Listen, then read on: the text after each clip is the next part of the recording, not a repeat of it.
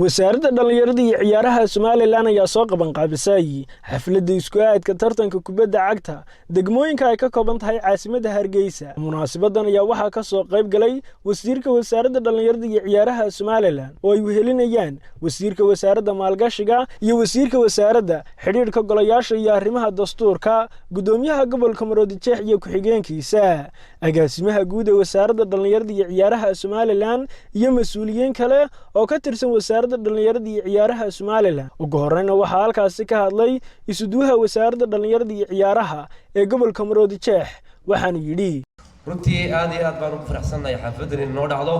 ujeedada aan u qabanay tartankan degmooyinka caasimadda Hargeysa waxa uu daaran yahay isdhexgalka dhalinyarada caasimadda Hargeysa oo runtii aynu ognahay xaaladda siday tahay.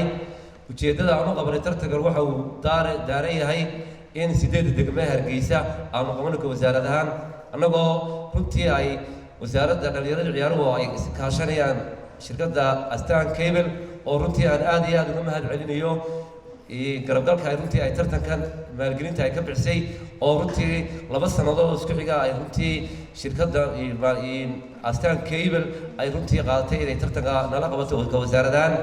aad iyo aad baan ku faraxsanahay. shirkadaha kale runtii dalkana waxaan leenahay runtii ku daysho mudan bay mudan tahay Astaan in lagu daydo.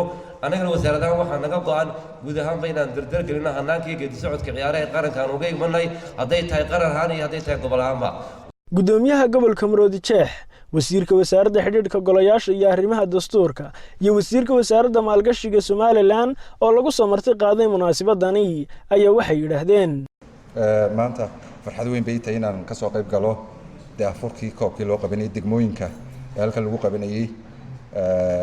waxaan jecelnahay mar walba meesha dhalinyartu isugu imanayso inaanu ka qayb noqono maadaama aanu idin matalayno idinkoo daxalalka barkii hore xaajiyeeye wax ka waaweyn u baahan jiray, laakiin maadaama aan ku soo biirnay waxaan jecelnahay meel kastoo dhalinyartu joogto boos taleefanka koobaad u xasuustaa xaajiga ku xigo aniga wuxuu dhahaa mee wasiirkii xagga dhalinyarnimada matalayay mee buu dhahaa marka way ugu soo dhuftaa waxaan dhahdaa waay xaadir baan dhahdaa.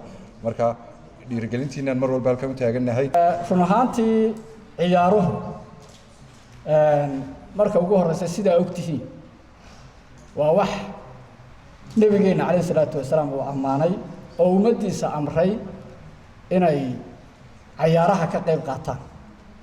waxaana ka mid tahay waxa qofka bini aadanka ah badbaadiya caafimaadkiisa, moralkiisa, horumarkiisa, hiigsigiisa iyo halabuurkiisa intaba.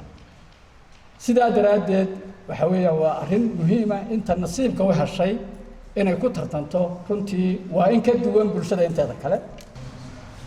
ilaahay baa mahad subxaanahu wa tacaala inuu mahadnaqaynaa. waxaan u mahadnaqayaa wasaaradda dhalinyarada iyo ciyaaraha oo runtii hawl badan gelisay sidii dhalinyarada Somaliland ay u heli lahaayeen dhammaan baahiyahooda isboorti iyo runtii waxyaabihii kaga aadanaa shaqada loo igmaday. ugu dambeyn waxaa halkaasi ka hadlay wasiirka wasaaradda dhalinyarada iyo ciyaaraha boos Mire Maxamed waxaanu yidhi waa maalin wanaagsan oo farxad leh oo dhalinyarada degmooyinkeena inaynu u furo wareeggoodii ciyaaraha insha Allah. waxaan halkan uga mahadnaqayaa cid alla ciddii ka soo qayb gashay, ciddii taakulaysay, ciddii wax ka geysatay oo ay ugu horeeyaan gudoomiyaha gobolka Maroodijeex. gabagabadii munaasabadani waxaa hab qorituur ah la iskugu aadiyey 8 kooxood ee ku ciyaaraya 8 degmo ay ka kooban tahay caasimadda Hargeysa. Maxamed Deeq, Ismaaciil Xaashi, telefishinka Bulsho, magaalada Hargeysa.